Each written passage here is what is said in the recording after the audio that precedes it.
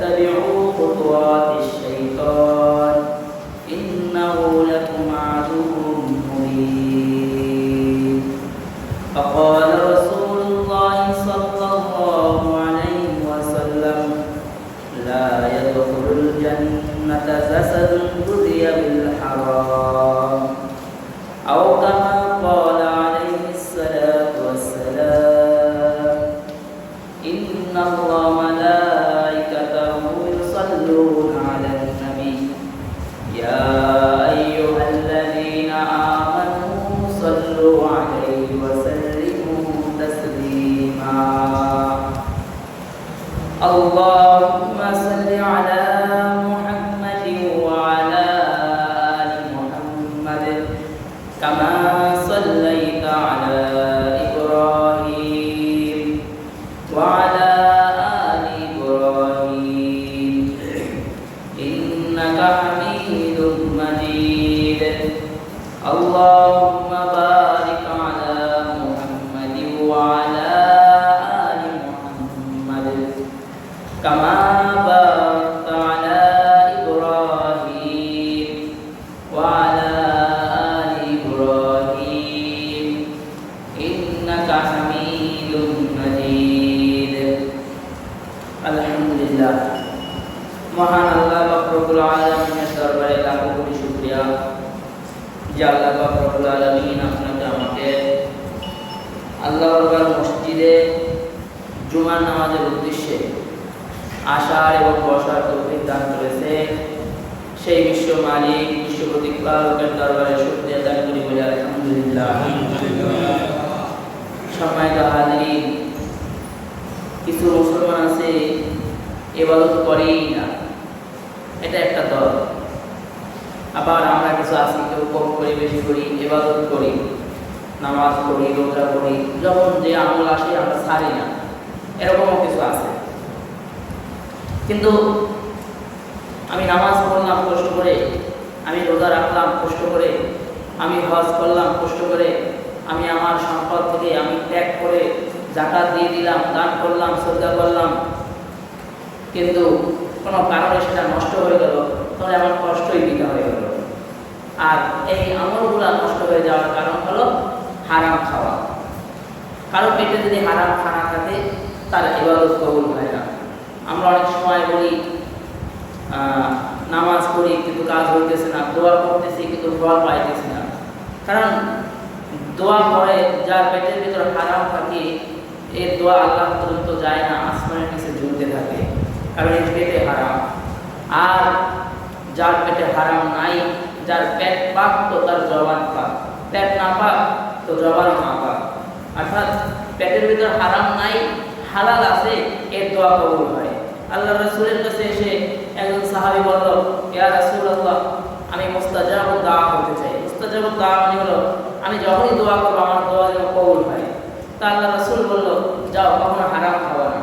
অর্থাৎ হারাম না খাইলে বলা হয় প্রত্যেকটা ইবাদতই আল্লাহর কাছে পৌঁছায়।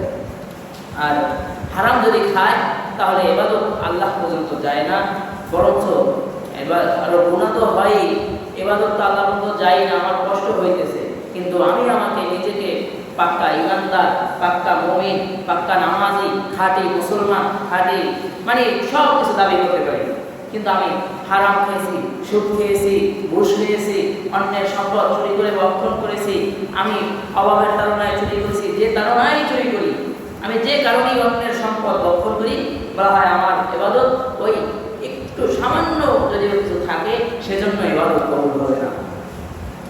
আর হালাল খানা অল্প খাইলেও সেটার ভিতর বরকত থাকে, কিন্তু হারামের ভিতর বরকত নাই, হারামের ভিতর আছে ক্ষতি। এই ক্ষতি এমন ক্ষতি যে ক্ষতি আপনাকে জাহান্নামে নিয়ে যাবে। আল্লাহ রাসূল হাদিসে বলে, ক্বালা রাসূলুল্লাহ সাল্লাল্লাহু আলাইহি ওয়াসাল্লাম লা ইয়াদখুলুল জান্নাতা জাসাদুন গুযিয়া বিল হারাম। হারাম ভক্ষণকারীর শরীর বেহেশতে প্রবেশ করবে না। যারা হারাম ভক্ষণ করবে, যারা হারাম খানা খাবে, সুদ খাবে, ঘুষ খাবে, অন্যের সম্পদ খাবে, তাদের ইবাদত কবুল হবে না। হযরত ইব্রাহিম ইবনে আদহাম রাহমাতুল্লাহি আলাইহি বাইতুল আকসায় ইবাদত করতেছে। ইবাদত করা অবস্থায় তিনি কানে শুনতেছে, আওয়াজ শুনতেছে যে কেউ দুইজন ফেরেশতা কথা বলতেছে, বলবেন ফেরেশতার কথাও শুনে সেরকমের আমল করতে করতে সেরকম কান তৈরি করছে, তো সেই জন্য শুনে বলে একজন ফেরেশতা একজনকে বলে, দেখছো ইব্রাহিম ইবনে আদহাম ইবাদত করতেছে, কিন্তু জানো দীর্ঘদিন যাবত তার ইবাদত আসমানে যায় না। অন্য একজন ফেরেশতা বলে, কেন যায় না? ভাই এত ইবাদত করে ভাই ইব্রাহিম ইবনে আদহামকে ভাই তার বদকের বাদশাহ, এই বাদশাহীর থেকেও তার জাহান্নামের জাহান্নামের ইবাদতের স্বাদ তার বেশি। তিনি একজন বাদশাহ হওয়ার যোগ্য ছিলেন বা বাদশাহ ছিলেন, কেউ কেউ বলে বাদশাহ ছিলেন, কিন্তু বাদশাহী ছেড়ে এরপরে জঙ্গলে চলে গেছে নিজেকে বড় বুজুর্গ বানানোর জন্য, নিজেকে ইবাদতকারী বানানোর জন্য। তো তার ভিতরে জায়নামাজের কি স্বাদ, তার ভিতরে ইবাদতের কি স্বাদ, ঠিক এমনি এমনি সব ছেড়ে দিয়েছে। বলে ইব্রাহিম ইবনে আদহাম এমন একজন লোক, এমন একজন বুজুর্গ যে যার কাছে বলকের বাদশাহর থেকেও জায়নামাজের ইবাদতের স্বাদ অনেক বেশি। বলে তাহলে তার ইবাদত কবুল হয় না কেন? তাই আরব দেশে খেজুর কিনতে গিয়া 2টা খেজুর খাইছিল। আপনি আমি বাদাম কিনতে গিয়া বলি ভাই 20 টাকার বাদাম দেন, আর এইদিক দিয়া ভাঙ্গিয়া খাই। বাদামওয়ালা আপনাকে কিছু বলতে পারে না। চাল কিনতে গিয়া বলি ভাই অমুক চাল 2 কেজি দেন, এই দিক দিয়ে মুখ করে খাইতেছি। দোকানদার আপনাকে কিছু বলতে পারে না, যে কোনো কারণে আপনি কাস্টমার। বিভিন্ন কিছু কিনতে গিয়া বড় এই ছোট ছোট জিনিসগুলো যেগুলো আছে এগুলো আমরা কিনতে গিয়া কিন্তু খাও খাই। ইব্রাহিম ইবনে আদহাম খেজুর কিনতে গিয়া 2টা খেজুর খাইছে। বলে 2টা খেজুর খাইছে, এজন্য তার ইবাদত কবুল হয় না। বলে কি করতে হবে তাহলে? এখন ওনাকে ওই খেজুরের দাবি মাফ করাইতে হবে। খেজুরের দাবি যদি মাফ করাইতে পারে তাহলে আল্লাহ তার ইবাদত কবুল করবে। ইব্রাহিম ইবনে আদহাম তো যেমন তেমন আপনার আমার মতো বুজুর্গ না, ইব্রাহিম ইবনে আদহাম তো তেমন বুজুর্গ। তো সাথে সাথে বাইতুল আকসা থেকে হাঁটা দেয়া আরব দেশে সফর শুরু করে দিয়েছে। মাস মাস সময় লাগতো সফর করতে। ওই অবস্থায় চলে গেছে গিয়া আরবে দেখতেছে সে যে দোকান থেকে খেজুর কিনছিল ওই দোকানদার আর নাই, অন্য নতুন দোকানদার। বলে ভাই এইখানে অমুক অমুক বৃদ্ধ ব্যক্তি দেখতে এরকমের একজন লোক ছিল কিনা? বলে হ্যাঁ ছিল। বলে তিনি কোথায়? বলে তিনি মারা গেছে। আপনি কে? আমি তার ছেলে। বলে ভাই আমি সেই বাইতুল আকসা থেকে আসছি, 2টা দানা খেজুর আমি খেয়েছিলাম, আপনি আমাকে ক্ষমা পাওয়া দেন, আপনি আমার এই দাবি ছুটাইয়া দেন। সাথে সাথে আপনি আমি হইলে বলতাম হ্যাঁ খেজুরের দাম দেন, তারপরে চইলা যান, 2টা খেজুর দানা দেন, দাম দেন। কিন্তু মুসলমান আশ্চর্য জবাব দেয়, কয় আপনি বাইতুল আকসা থেকে দাবি ছাড়ানোর জন্য আসছেন, কিন্তু শুনে রাখেন বাবা মারা যাওয়ার পরে সম্পদ কিন্তু বইনা বইনা ভাগ করা হয়েছে। আমিও 1 ভাগ সম্পদের মালিক হয়েছি, আমার ভাই 1 ভাগ সম্পদের মালিক হয়েছে। 2টা খেজুর যদি আপনার কাছে থাকে আমি কিন্তু 2টা খেজুরের মালিক না, আমি কিন্তু 1টা খেজুরের মালিক। যদি আপনি প্রকৃতপক্ষে মাপ চান তাহলে তো আপনাকে কোনোটাই মাফ করাইতে হবে।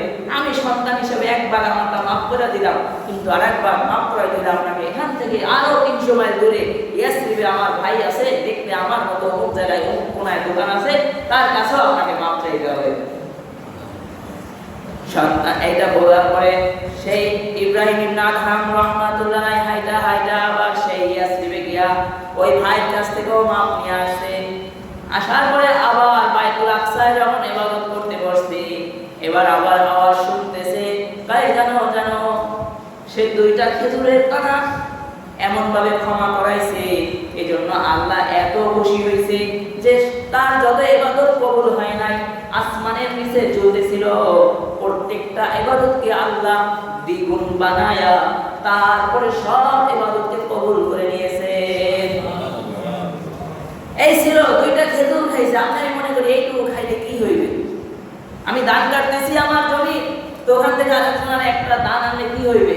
আপনি আমি এইটা মনে করি, কিন্তু এই বলা হয় এই যে একটা দানা হারাম খাবে, 1টা টাকা হারাম খাইবে। দোকানে মনে করেন আপনাকে আমরা বিশেষ করে এইটা কইরা থাকি, অনেক সময় দেখা যায় মনে করেন সদাই কেনার পরে 1-2 টাকা বাকি থাকে, 1-2 টাকা কি থাকে বাকি থাকে, কিন্তু দোকানদার বলছে আপনাকে বলে নাই যে লাগবে না, যদি লাগবে না বলে তো বাস মাপ পাইছেন। কিন্তু দোকানদার অনেক সময় বলে যে ভাইজান ব্যবসায়ী তো 2 টাকা, তাই 2 টাকা আমাকে পরে দিয়ে দেয়। কিন্তু আমরা মনে করি 2 টাকা ক্লিয়ার দেওয়া লাগে। আর ওই যে ব্যবসায়ী ইনিও লজ্জা শরমে চাইতে পারে না যে 2 টাকা কেমনে চাই, কিন্তু এই যে 2 টাকা খাইছেন, এই 2 টাকার কারণেও হাসরের ময়দানে জানেন কি হবে? হাসরের ময়দানে বান্দা যখন দাঁড়াবে, বান্দা জান্নাতে যাবে, জান্নাতে যাবে যখন, তখন ওই যে জান্নাতে যে আপনার কাছে 2 টাকা পাইতো, 1 টাকা পাইতো, একটা দানা পাইতো, পেছন থেকে বলবে এই মনে করেন বড় জাহান্নামী, এর জীবনে নেক নাই, এ আইসা বলবে আল্লাহ ওর কাছে আমি 1 টাকা পাই। বলবে 1 টাকার বিনিময়ে এমন হতে পারে 1 টাকার কারণে আপনার যত আমল আছে সব আমল দিয়ে দেওয়া লাগতে পারে। এরপর যদি আমল দেওয়ার পরে ওই ব্যক্তির মাথায় আরো গুনাহ থাকে, সেই গুনাহগুলোকেও আপনার মাথায় দিয়ে দেওয়া হবে। নাউযুবিল্লাহ। আমরা 1 টাকা 2 টাকা, একটা দানা, একটা বড়ই, একটা খেজুর কিছু মনেই করি না যে একটা খেজুর খাইলে কি হয়, একটা বড়ই খাইলে কি হয়, ওনার কাছে তো কত বড়ই হয়েছে, একটা ডাব খাইলে কি হয়, চুরি করে একটা কাঁঠাল খাইলে কি হয় রাতের আধারে মানুষের কাছ থেকে, আমরা এরকম মনে করি। কিন্তু না না, 1 টাকাও যদি কেউ হারাম খায়, এর বিনিময়ে হাসরের ময়দানে তার জাহান্নামে যাওয়া যথেষ্ট হয়ে যেতে পারে। এই ছিল অবস্থা। কিন্তু আমাদের ভিতর তো সেই জিনিস নাই যে আমরা মানে যতই বলা হোক এরপর হারামটাই বলা লাগে। আবার স্লোগানও দেয় হারাম খাইতে আরাম বেশি, এমন স্লোগান দিয়ে দিয়ে এরপরে খায়। হারাম খাইতে যেমন আরাম বেশি স্লোগান দেন, আবার এই আরাম কইরা জাহান্নামের শাস্তি খাইতে আরো আরাম হইবে। অর্থাৎ 1 টাকা হারাম খাওয়া যাবে না। আপনি আবার অনেক সময় দেখা যায় নিজে একটু সবল চালাক, নিজে একটু চালাক লোক দেখছে যেটা লাগে লেনদেন করতেছে একটু বোকা টাইপের, এর বোকা বানায় কেমনি 5 টাকা ঠকানো যায়, কেমনি 10 টাকায় লস করা যায়, এরকম ও তো বোকা, ওরে লস করলে কি হয়েছে, এরকম চিন্তা করে। কিন্তু জানেন ওই বোকা ব্যক্তি যিনি দুনিয়ায় বোকা, উনি আপনার কাছে এখন দুনিয়ায় বোকা হতে পারে, ওর কিন্তু বুদ্ধিমান তো, ওর কিন্তু বোকা আপনি। কারণ আপনি আপনার আখিরাত বিসর্জন দিয়ে দিতেছেন সামান্য 5 টাকা 10 টাকা বলে। সামান্য 5 টাকা 10 টাকা বলে কি হয়? এই 10 টাকা বলেন, আমরা 10 টাকায় আমাদের জিব্রার লোভ সামলাইতে পারি না। 10 টাকার কারণে, 2 টাকার কারণে আমরা আমাদের লোভ সামলাইতে পারি না। কিন্তু এই 2 টাকা 5 টাকা 10 টাকা আপনার আমার জাহান্নামে যাওয়ার জন্য যথেষ্ট হয়ে যাবে। এই জন্য আপনার আমার ইবাদত কবুল হবে না। এই জন্য আপনার আমার ইবাদত জায়গা মতো গিয়ে ঠেকে যায়। এরপরে আমরা তো আবার কিছু লোক আছে মাশাআল্লাহ একটু বাইসে বুঝে চলে যে না অমুকে সুদ খায়, ওর বাড়ি খানা খাবো না, অমুকে হালাল খায় না, অমুকে হারাম চলে, জানি ওর সাথে চলাফেরা করা যাবে না, ওটা খাবো না, এমনও চলে।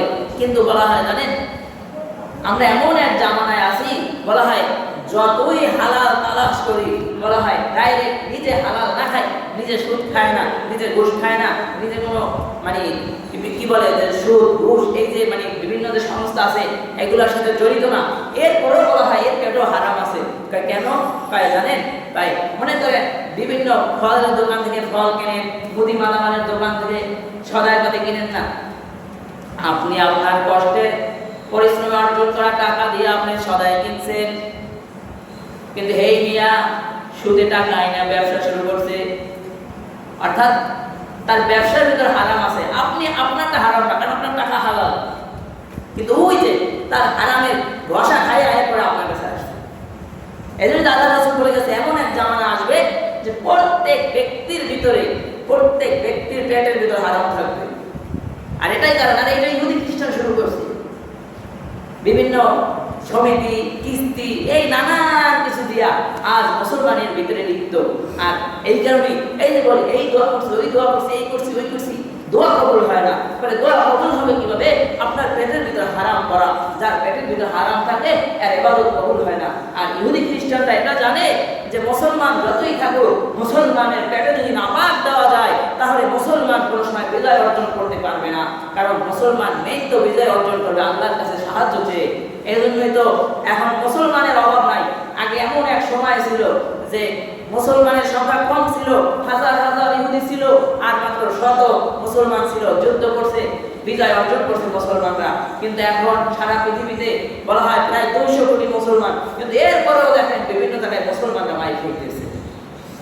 এরপরে মুসলমানরা মাইর খেতেছে, কারণ কি? মুসলমানের মধ্যে হারাম ঢুকে গেছে। মুসলমানের দোয়া এখন আর কবুল হয় না বেশি, কারণ পেট ভরা শুধু হারাম। আবার নিজে খায় খায় আরো বাচ্চাদের দাওয়াত দেওয়া হয়। বিশেষ করে মহিলারা দেখবেন, সমিতিওয়ালা যারা আছে এরা মহিলা ছাড়া টাকা দেয় না, কারণ এদের মন তো নরম, এদেরকে 6-9 বুঝাই এরপর ওইখানে ধরাই দিয়ে দেওয়া যায় বাস। আর এই যে শুরু হয়েছে, আর এই হারাম যেখানে ঢুকবে ওখানে ওই ঘরের যত বরকত রহমত আছে সব নষ্ট হয়ে যাবে। একটু কষ্ট করেন, একটু কষ্ট করে চলেন, কি দরকার আছে এই সমস্ত হারামের ভিতর ঢোকার? আল্লাহ বলে ইয়া আইয়ুহান নাস কুলু মিম্মা ফিল আরদি হালালান তাইয়্যিবা, হে ইমানদাররা, হে মানুষ, আমি তোমাদেরকে যে হালাল পবিত্র খানা দিছি তোমরা তা থেকে ভক্ষণ করো, তা খাও। শয়তানের পথ অনুসরণ করো না, ওয়ালা তাত্তাবিউ খুতুওয়াতিশ শাইতান, শয়তানের পথ অনুসরণ করো না। ইন্নাহু লাকুম আদুউম মুবিন, এরা তোমাদের প্রকাশ্য শত্রু। আমাদের সামনে এটাকে বিভিন্নভাবে হালাল বানায়, হালাল বানায়া এরপরে আমাদের সামনে পেশ করে। কিন্তু প্রকৃতপক্ষে এই যে আপনি হালাল খাইতেছেন, কিন্তু বিভিন্ন ব্যবসা বাণিজ্য মানুষ যারা করতেছে এরা সুদে টাকা আনে, ঘুষে টাকা আনে। আবার সুদের টাকার জন্য এরকম নিউজ দেখা যায় যে সুদের টাকা পায় নাই দেখে মারামারি লাগছে, একজন আরেকজনের পিঠে মাথা ফাটায় ফেলছে, ঠ্যাং ভাঙিয়ে দিছে। বলে কেন? বলে আমার সুদের টাকা দেয় নাই। আর এই বর্তমানে সুদ ঘুষ যে হারাম, এটা মানে এটার একটা মহামারী চলতেছে। অল্প সংখ্যক কিছু ঘর বাদ দিলে প্রত্যেক ঘরের ভিতর আছে এই সুদ ঘুষের ব্যবসা। আবার নামাজও করে নিজেকে বড় মুত্তাকিও দাবি করে। কিন্তু মনে রাখবেন, শুধু হাজার হাজার টাকা না, একটা টাকা যদি আপনার ভিতরে হারাম থাকে, একটা টাকা আপনার পেটে হারাম আছে, তো আপনার ইবাদত কবুল হয় না। আর আপনি বলবেন আমি এই দোয়া করছি, ওই দোয়া করছি, রাত এশার নামাজের পরে দোয়া করতে বসছি, আর একদম ফজরের সময় দোয়া শেষ করছি, এরপরও যেন দোয়ার ফল পাই নাই। আমি তো বলবো আপনি যদি মাসকে মাস, বছরকে বছর ওরকম করেন, আপনার ইবাদত কবুল হবে না, কারণ আপনার পেট ভরা হলো হারাম। আগে হারাম ছাড়েন। হযরত আবু বকর সিদ্দিক রাদিয়াল্লাহু তাআলা আনহুর কাছে হাদিয়া আসে, বলে আর সিদ্দিক আকবরের কাছে হাদিয়া আসবে, ক্ষুধার তাড়নায় খেয়ে ফেলছে। খাওয়ার পরে ক্ষুধার তাড়নায় যখন খাইছে, এরপরে যিনি নিয়ে আসছে ওই সাহাবী বলে, হযরত জিজ্ঞাসা করলেন না কোথা থেকে আনছি? বলে কোথা থেকে আনছো? বলে জাহিলি জামানায় যখন আমি ঈমান গ্রহণ করি নাই, আমি চিকিৎসা করতাম, বিভিন্ন যে তাবিজের চিকিৎসা আছে না, এগুলো করতাম। বলে এই চিকিৎসা করতাম, এক লোক সুস্থ হয়েছিল, গরিব ছিল, কিন্তু তখন টাকা দিতে পারে নাই। আজ সে টাকা দিয়েছে আর আপনার জন্য ভালো খানা আনছে। আবু বকর সিদ্দিক রাদিয়াল্লাহু তাআলা বলে, এটা তোমার হারাম সময়ের ইনকাম, তোমার হারাম ইনকাম, আর তুমি আমাদের না বইলা দিয়া দিছো। সাথে সাথে মুখের ভিতরে আঙুল ঢুকায়া বমি কইরা সব খাবারগুলা ফালায়া দিছে। অনেক কষ্ট হইলেও কিন্তু খাবারগুলা ফালায়া দিছে, পেটের ভিতর হারাম খানা রাখে নাই। তো এই হারাম খানা যদি আমি পেটে নিয়ে মারা যাইতাম, তাহলে আমি জাহান্নামী হয়ে যাইতাম। অথচ নিজে না যাই না খাইছে, কত তাকওয়া আর ইখলাস তাদের ভিতর ছিল। কিন্তু আপনি আমি হারাম খাই উপরে কইরা, জানি হারাম এরপরও খাই। আবার কেউ এই কথা বলে এখন খাই, আবার 2 দিন পর তওবা করলে আল্লাহ মাফ করে দেবে। ওরকম তওবা করলে আল্লাহ মাফ করে না। আল্লাহ ওই তওবা ক্ষমা করে যারা তওবা করে কিন্তু আর গুনাহ করে না। কিন্তু আপনি মনে করবেন এখন চুরি করে খামো আর সকালে উঠে বলবো আল্লাহ মাফ করে দেন, আবার রাতে চুরি করবেন, আবার সকালে উঠে বলবেন আল্লাহ মাফ করে দেন। না না, আপনার জন্য ক্ষমা না, ক্ষমা তার জন্য যিনি খাঁটি ইখলাস আর তাকওয়া নিয়ে বলবে আল্লাহ জীবনে অনেক গুনাহ করেছি আর জীবনে গুনাহ করব না। এরপরেও গুনাহ হয়ে গেলে যখন তওবার জন্য পাগল করা হয়ে যাবে, অনিচ্ছায় গুনাহ হবে, প্রকৃত তওবা হলো ওইটা। দেখি না, আমাদের কিছু হুজুর মুসলিমরা চোখে দেখতো। হালাল আর হারামের যে পার্থক্য, হারামের ভিতর যে গজব করে আর হালালের ভিতর যে রহমত করে, রহমত, এটা দেখতো। আমরা যে চার মাযহাব মানি, তার ভিতরে আমরা ইমামে আযম আবু হানিফার অনুসরণ করে নামাজ পড়ি।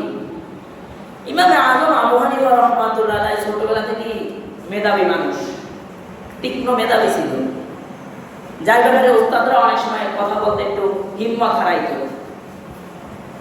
কিছু ছাত্র থাকে এদের সামনে উস্তাদের কথা বলতে ভয় পায়, বলে উস্তাদ বলতেছে, তাই দেখছো ওই একটা পাতা, এই পাতা। কারণ কিছু ছাত্র থাকে এদের কাজে থাকে হুজুরকে প্রশ্ন করা, কেমন কয়, এই দেখো একটা পাতা, পাতাটা যদি পানিতে পড়ে তাই কুমির হবে, আর যদি মাটিতে পড়ে তাই বাঘ হবে। কিছু ছাত্র থাকে ওইটাই কয়, হুজুর পানিতে পড়লে তো কুমির হইবে, মাটিতে পড়লে বাঘ হইবে, অর্ধেক পানিতে পড়লে আর অর্ধেক মাটিতে পড়লে কি হইবে?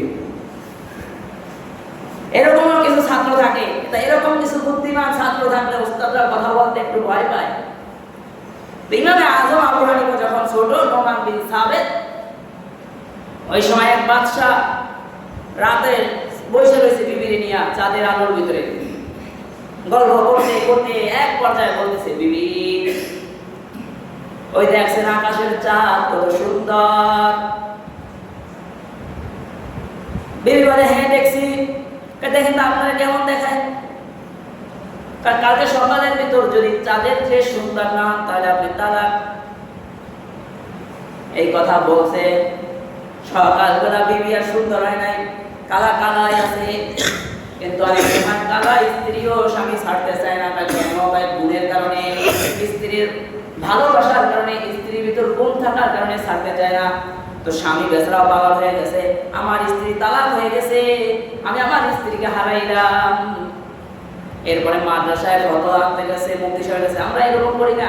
রাগ হয়েছে, তালাক দিয়ে এরপরে আসে, হুজুর তালাক তো দিছি 14 গোষ্ঠী সব তালাক দিছি, এখন দেখেন তো হালাল বানানো যায় কিনা।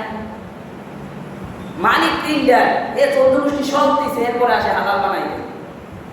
তো এই রকমের তালাক দিয়ে এখন মুফতি সাহেবের কাছে আসছে। মাদ্রাসা থেকে হুজুর বলতেছে, আপনি কি বলছেন? বলছি চাঁদের চেয়ে যদি সুন্দর না হয় তাই আমার স্ত্রী তালাক। সুন্দর হয়েছে? না সুন্দর হয় না। তাহলে তালাক হয়ে গেছে। এখন মাদ্রাসা থেকে বাইরে টানতেছে। এর মধ্যে নোমান বিন সাবেত, ইমাম আবু হানিফা আসছে। ইমাম আবু হানিফার নাম হলো নোমান বিন সাবেত, আবু হানিফা হলো তার মেয়ের নাম। এরপরে নোমান বিন সাবেত ছোট আসছে, চাচা যান কান্না করেন কেন? তুমি বুঝবা না, মুরব্বীরা কিছু কষ্টে থাকে, যদি বাচ্চারা কিছু জিজ্ঞাসা করে মুরব্বীরা এরকম করে বলে, আরে বাবা তুমি বুঝবা না, তুমি যাও। এখন যখন বাচ্চারা আরো ভালো মতো ধরে, চাচা বলে কি হয়েছে, তখন বলে যে, তখন ওরকম করে বলতেছে, আরে বাবা হইল কি, তোমার চাচিকে বলছি যে চাঁদের চেয়ে যদি সুন্দর না হও তাহলে তুমি তালাক। এখন তোমার চাচি চাঁদের চেয়ে সুন্দর হয় নাই তো, তাই মাদ্রাসার হুজুরও বলছে তালাক হয়ে গেছে। নোমান বিন সাবেত ইমাম আবু হানিফা রাহমাতুল্লাহ আলাইহি বলে, এই চাচা এ বলছে তালাক হইছে, যান চাচির লগে গিয়ে গল্প করেন না, আমি নোমান বলছি তালাক হয় নাই, যান। এখন এই বেটার মাথা গরম হয়ে গেছে। আপনারা বলেন না এই হুজুর ওটা বলে, হুজুর ওটা বলে, এখন এই বেটার মাথা গরম হয়ে গেছে। এই মায়ের সাথে হুজুর কয় তালাক হইছে, এই ছাত্র কয় তালাক হয় নাই, কামটা কি হুজুররা শুরু করছে, যাইয়া হুজুরের দাতানি শুরু করছে, এই হুজুর আপনি বলছেন তালাক হয়েছে আর আপনার ছাত্র বলে তালাক হয় নাই। তাই কে বলছে তালাক হয় নাই? ওই যে বাহির নোমান বলছে। তখন হুজুর বলতেছে, নোমানে যেহেতু বলছে হইতেও পারে। ওস্তাদদের কি বিশ্বাস তার প্রতি? ডাক দেন, তাই নোমান তুমি নাকি বলছো তালাক হয় নাই? তাই জি ওস্তাদ জি বলছি তালাক হয় নাই। তাই সে তো বলছে চাঁদের চেয়ে সুন্দর হওয়ার কথা, চার স্ত্রী তো চাঁদের চেয়ে সুন্দর হয় নাই, তালাক হয় নাই কেন? নোমান বিন সাবেত বলে, তেলাওয়াত শুরু করে দিল, আত-তিনি ওয়াজ-যাইতুন ওয়া তুরি সিনিন ওয়া হাযাল বালাদিল আমিন লাকাদ খালাকনাল ইনসানা ফি আহসানি তাকওয়িম। আল্লাহ 3 ফলের কসম খাইছে, জাইতুন ফলের কসম খাইছে, মক্কা নগরীর কসম খায়া বলতেছে, নোমান বলতেছে যে 3টা জিনিসের কসম খায়া আল্লাহ বলতেছে, লাকাদ খালাকনাল ইনসানা ফি আহসানি তাকওয়িম। আমি মানুষকে চন্দ্র সূর্য পৃথিবীতে যা কিছু আছে প্রত্যেকটা সৌন্দর্যের চেয়েও মানুষকে এর চেয়ে অধিক সুন্দর সাহাবেদ বলতেছে আল্লাহ যেখানে বইলা দিছে চাঁদের চেয়েও সুন্দর করে সৃষ্টি করছে, সূর্যের চেয়েও সুন্দর করে সৃষ্টি করছে, তাইলে আমার চাষি চাঁদের চেয়ে কালো হইল কিভাবে? তোস্তাটা বলছে হ্যাঁ ঠিক আছে। এই হলো ইমামে আযম আবু হানিফার বুদ্ধি। আরেকবার নোমান বিন সাবের ইমামে আবু হানিফা এক ওস্তাদ বিবির সাথে ঝগড়া হয়েছে, ঝগড়ায় বইলা ফেলাইছে। তুমি যদি ঝগড়া করার পরে মহিলারা কথা পায় না, এখন এই ওস্তাদও যখন দেখছে যে কথা বলে না, এই যদি কথা না বলো ফজরের আগে, তাহলে ফজরের পরে তুমি তালাক।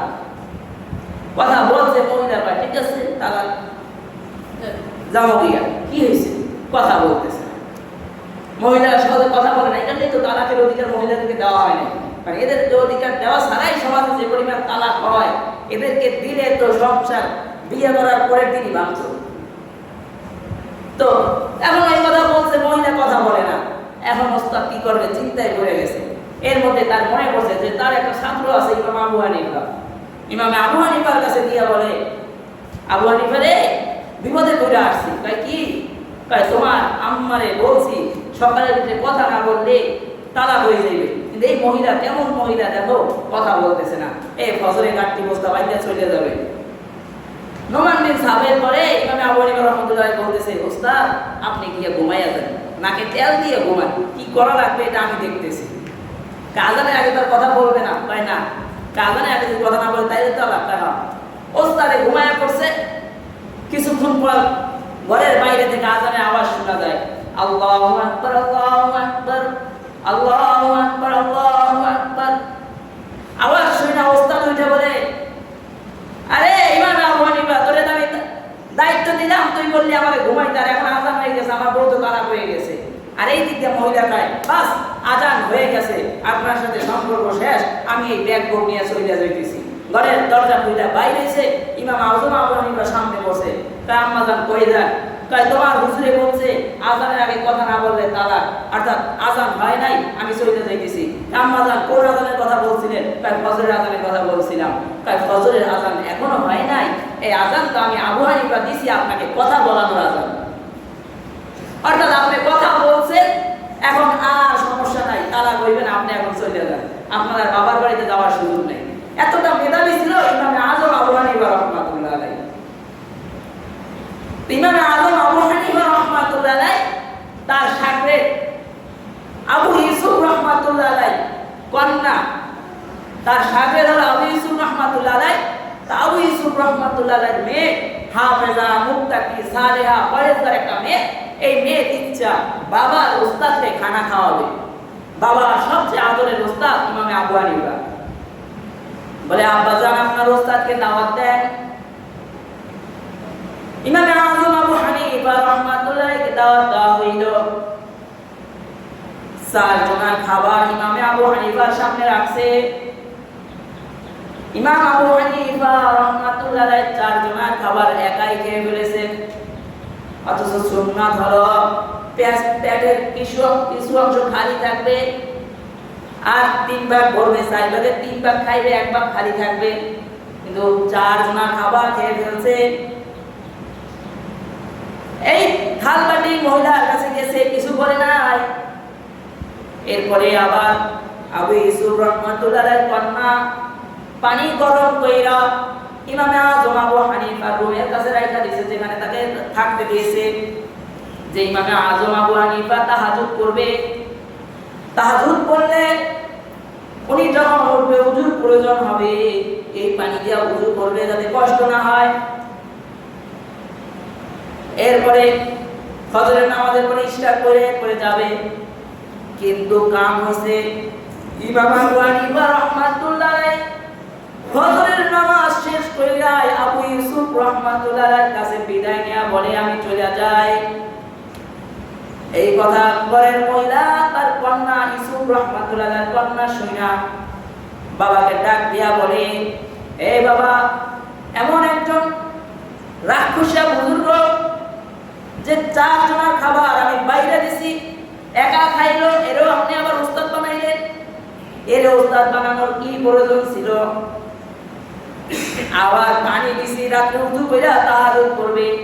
আপনি বললেন সে আপনার অনেক আমলদার লোক, পানি তুইলা উযু করলো না, আবার ফজরের নামাজ শেষ হইতে চলে যাইতেছে, ইশরাকের আমল নাই, ফজর নামাজ পড়ছে কিনা জানি না, কারণ উযুই তো করে নাই, পানি তো করে নাই, উযু করলো কিভাবে?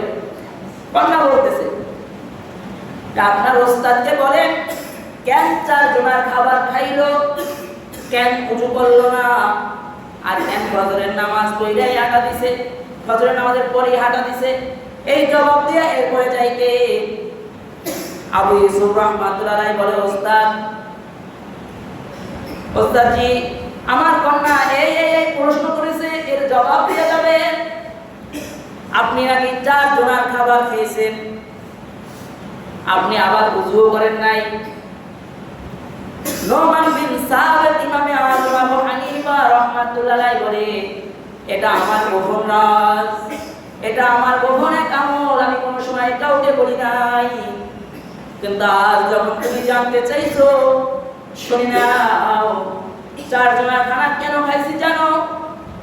আমি যখন দস্তরখানে বসছি, আমার সামনে যখন খাবারগুলো রাখা হয়েছে, তোমার কন্যা উযু কইরা পবিত্র হালতে রান্না করেছে, এবং তোমার হালাল ইনকামের খাবারগুলো যখন আমার সামনে রাখা হয়েছে, আমি দেখতেছি আসমান থেকে খানার উপরে অনেক অনেক রহমত পড়তেছে, বরকত পড়তেছে। আমি চিন্তা করলাম এই বরকতওয়ালা খানা যত বেশি খাবো তত ইবাদতের শক্তি বাড়বে। তাই জানো, এই বরকত দেখা আমি সব খানা খায়া ফেলাইছি। ভাই তাহলে উযু করেন নাই, তাই এমন খানা খাইছি, তাই এই খানা খাইলে গিয়ে রাত্রে ঘুমে ধরে নাকি? হারাম খাইলে না চুরি করতে মনে চায়, হারাম খানা খাইলে জেনা করতে মনে চায়, হারাম খানা খাইলে মারামারি করতে মনে চায়, হারাম খানা খাইলে মেসির হারে আত্মহত্যা করতে মনে চায়, হারাম খানা খাইলে নেইমারের হারলেও আত্মহত্যা করতে মনে চায়, হালাল খানা খাইলে আত্মহত্যা করতে মনে চায় না। হালাল খানা খাইলে রাত্রে টেলিভিশনের সামনে ওঠা খেলা দেখে না, তাহাজ্জুদ করে। হারাম খানার তাসির থাকে, রাত্রে খেলা দেখে, ফজরের নামাজ পড়ে না। বলে এমন খানা রহমত আর বরকতওয়ালা খানা খাইছি, এই খানা খাইয়া আমি রাত্রে ঘুমাইছি, যে উযু করব। তাই জানো, তোমার মেয়ের পবিত্র রান্না করা খাবার খেয়ে আমি এক রাতে হাজার হাজার মাসালা বের করেছি। সুবহানাল্লাহ, তাই হাজার হাজার মাসালা এক আয়াত থেকে বের করছি। তাই এখন ফজরের নামাজ পড়ছি, এখন যদি আমি এখানে ইশরাক করি আর আমার ছাত্ররা আমার বাড়িতে এসে অপেক্ষা করবে, বলো আমি কিভাবে আমার ছাত্রদেরকে কষ্ট দেই? ইশরাক তো আমার জন্য নফল, কিন্তু আমার ছাত্র যদি আমার জন্য কষ্ট পায়, এই কষ্টের জন্য তো আমাকে আল্লাহর দরবারে হাসরের ময়দানে দাঁড়াইতে হইতে পারে। এই জন্য আমার ছাত্রদের যেন কষ্ট না হয়, এই জন্যই আমি ইশরাক না করে ফজর পড়ে রওনা দিছি। রাতভর তোমার মেয়ের পবিত্র হালতে রান্না করা খাবার আর হালাল খাবার, যে বরকতওয়ালা খাবার খেয়েছি, এটা খেয়ে যে আমি মাসআলাগুলো বের করছি, এই মাসআলাগুলো এখন আমি আমার ছাত্রদেরকে দিতে যাব। এইটা ছিল হালাল খানার বরকত। এটা দেখছে এক সময় বুজুর্গরা, দেখছে, এখনো কিছু বুজুর্গরা আছে, এরা বুঝে এই ঘরের খানা হালাল, এই ঘরের খানা হারাম, এটা বুঝে। অর্থাৎ হালাল খাইতে হবে, হারাম ছাড়তে হবে। ওই যে এক কাঠুরিয়ার বাড়ি এক মুসাফির আসছে, মুসাফির আসার পরে রাত্রে তাকে থাকতে দিছে, যেদিন থাকতে দিছে সেদিন তাকে 3টা রুটি দিছে, কিন্তু এই বেচারা মুসাফির আর পরের দিন যায় না। কাঠুরিয়া পরের দিন 2টা রুটি দিছে, দ্বিতীয় দিন 2টা রুটি খাইছে, মনে করছে তৃতীয় দিন চলে যাবে, যায় না। কাঠুরিয়া তৃতীয় দিন 1টা রুটি দিছে, যে জানি চলে যায়, কিন্তু দেখে যে মুসাফির যায় না। এবার কাঠুরিয়া বলে, ভাই যান, এবার তো চলে যান, আপনি যদি চলে না যান আমার কিন্তু ক্ষতি হবে। এই দিক দিয়ে মুখ ফসকে বলে ফেলেছে, আমি এখানে যে উপকার পেয়েছি আমি যাব না। এবার কাঠুরিয়া বলে, কি উপকার পেয়েছেন বলেন? বলে না, তোমার কি ক্ষতি হবে বলো। বলে তুমি আগে বলো তোমার কি ক্ষতি হবে। মুসাফিরের হাতটা নিয়ে পেটের কাছে দিয়া বলে, দেখেন আমি পেটে পাথর বেঁধেছি, 3 দিন আপনাকে রুটি খাওয়াইছি, 3 দিন আমি না খাইয়াছিলাম, বলেন আমি আর কতদিন না খাইয়া থাকবো। এরপরে মুসাফির এবার ওই ঘরওয়ালা মুসাফিরকে জিজ্ঞাসা করে, আপনি কি উপকার পাইছেন? জানো তুমি যেদিন আমাকে প্রথম দিন 3টা রুটি দিছো, রাত্রে ঘুমের ঘরে আমি 3বার নবী মুহাম্মদুর রাসূলুল্লাহ সাল্লাল্লাহু আলাইহি ওয়াসাল্লামকে স্বপ্নে দেখেছি। তাই যে রুটি খাইলে নবীকে স্বপ্নে দেখা যায় সেখান থেকে কি আর যাইতে ইচ্ছা করে? বলে পরের দিন 2টা রুটি দিছো, 2টা রুটি খাই রাত্রে 2বার নবীকে স্বপ্নে দেখছি। তৃতীয় দিন তুমি 1টা রুটি দিছো, এই এক রাত্রে 1বার নবীকে স্বপ্ন দেখছি। বলে হালাল খানার এত প্রভাব, এত তাসির, যেটা ঘুমের মধ্যেও তাসির করে, এটা ঘুমের মধ্যেও এটার প্রভাব পড়ে। কারণ দেখবেন যারা হারাম খায়, হারাম অবস্থায় চলে, এরা ঘুমের মধ্যেও বিল বিল বিল বিল করতে থাকে, ঘুমের মধ্যেও গান গাইয়া ওঠে। আর যারা সর্বদা জিকির আজকার করে, এরা ঘুমের মধ্যেও জিকির করে, এরা ঘুমের মধ্যেও জিকির করে। যারা কোরআন তিলাওয়াত করে, এরা ঘুমের মধ্যে অনেক সময় কোরআন তিলাওয়াত করে। এজন্য হালাল খানার অনেক প্রভাব, হালাল খানার অনেক বরকত, হালাল খানার অনেক রহমত, হালাল খানার অনেক বরকত আছে। কিন্তু হারাম খাইলে আপনাকে গুনাহের দিকে ধাক্কাবে। আর যদি হারাম খায় আপনি ইবাদত করেন, আপনি যদি নামাজও করেন, আপনি যদি রোজাও করেন, আপনি যদি হজও করেন, আপনি যদি দিনভর দোয়া করতে থাকেন, আপনার কোনো ইবাদত কবুল হবে না। আপনি সুবহানাল্লাহ, আলহামদুলিল্লাহ, লা ইলাহা ইল্লাল্লাহ জিকির বলতে থাকবেন, কিন্তু আল্লাহ জবাব দিবে না। আর যখন হালাল খানাকে আপনি অল্প ইবাদত করবেন, আপনার প্রত্যেকটা ইবাদত গুলো আল্লাহর কাছে পৌঁছাবে। এজন্য হালাল খাইতে হবে আর হারাম ছাড়তে হবে। যদি হারাম খেয়ে থাকি, হারাম অভ্যস্ত থাকি, বিভিন্ন যত প্রকার হারাম আছে এগুলোর ভিতরে যদি কেউ লিপ্ত থাকি, উচিত হবে আর হারাম খাবো না, সব সময় হালালের উপর থাকবো। আল্লাহর কোরআন বলে, ইয়া আইয়ুহাল্লাযীনা আমানু কুলু মিন তাইয়্যিবাতি মা রাযাকনাকুম ওয়াশকুরু লিল্লাহি ইন কুনতুম ইয়্যাহু তা'বুদুন। হে মুমিনগণ, আমি তোমাদের যে পবিত্র রিজিক দিয়েছি তা থেকে আহার করো এবং আল্লাহর শুকর আদায় করো। খাইতেও বলছে, শুকর আদায় করতে বলছে, যার এবং তারই ইবাদত করো। আল্লাহ কোরআনে এই কথা বলছে। এরপর আরেক আয়াতে আল্লাহ বলে, ইয়া আইয়ুহান নাসু কুলু মিম্মা ফিল আরদি হালালান তাইয়্যিবা ওয়া লা তাত্তাবিউ খুতুওয়াতিশ শাইতান ইন্নাহু লাকুম আদুউম মুবিন। হে মানুষ, পৃথিবীতে যা কিছু আছে, পৃথিবীতে যা কিছু হালাল ও পবিত্র তা থেকে ভক্ষণ করো, তা থেকে খাও, আর শয়তানের কদম অনুসরণ করো না। এবং নিশ্চয়ই সে শয়তান তোমাদের প্রকাশ্য শত্রু। অর্থাৎ শয়তান চাইলে আপনি হারাম খান, শয়তান চাইলে আপনাকে হারামে কিভাবে ঢুকানো যায় এটা শয়তানের একটা ভাগ থাকবে, শয়তানের চক্রান্ত থাকবে। কিন্তু আপনাকে ওই সমস্ত হারাম থেকে বেঁচে থেকে আপনাকে সব সময় হালালের উপর থাকতে হবে। বলা হয় কি জানেন, আমরা তো রিজিকের তাড়নায় হারাম খাই। বলা হয় রিজিক যেটা আছে ওটা আসবেই। এক সাহাবী, সম্ভবত হযরত আলী রাদিয়াল্লাহু তাআলা আনহু, ঘোড়া নিয়ে যাইতেছে সফরে, ঘোড়া লাগাম। আর একজনকে বলে, ভাইজান আমার একটু ঘোড়াটা পাহারা দেন, আমি একটু ইস্তেঞ্জা করবো। একটু সামান্য সময়ের জন্য ঘোড়া পাহারা দিতে দিছে। আর ইস্তেঞ্জার হালতে সাহাবী বলতেছে মনে মনে যে তাকে তো আমি দাঁড়া করে আসছি, আমার কাছে যে কয়েক দিরহাম আছে, সম্ভবত 4 দিরহাম, বলে এই 4 দিরহাম তাকে দিয়ে দিব। এরপরে ইস্তেঞ্জার সাইরা আয়েশা দেখে ঘোড়ার জায়গায় আছে, কিন্তু যারে রাইতে গেছে এও নাই আর ঘোড়া লাগাও নাই। এরপরে বলে হযরত আলী সামনে চলে গেছে, বাজারে গিয়ে দেখে তার যে লাগাম ছিল ওই লাগামই বাজারে আছে। হযরত আলী বলে, এটা কই পাইছে? এক ব্যক্তি আমার কাছে বিক্রি করছে। বলে এই ঘটনের লোক? বলে হ্যাঁ। কয় দিরহামে বেচছে? 4 দিরহামে বেচছে। হযরত আলী বলে, হ্যাঁ রে কি বোকা, তুমি তো 4 দিরহাম হালাল ভাবেই পাইতা, একটুখানি সবর করলে। কারণ ইন্নাল্লাহা মা'আস সাবিরিন, ধৈর্যশীলদের সাথে আল্লাহ আছে। আল্লাহর কোরআন বলে, লা তাহজান, হতাশ হয়ো না।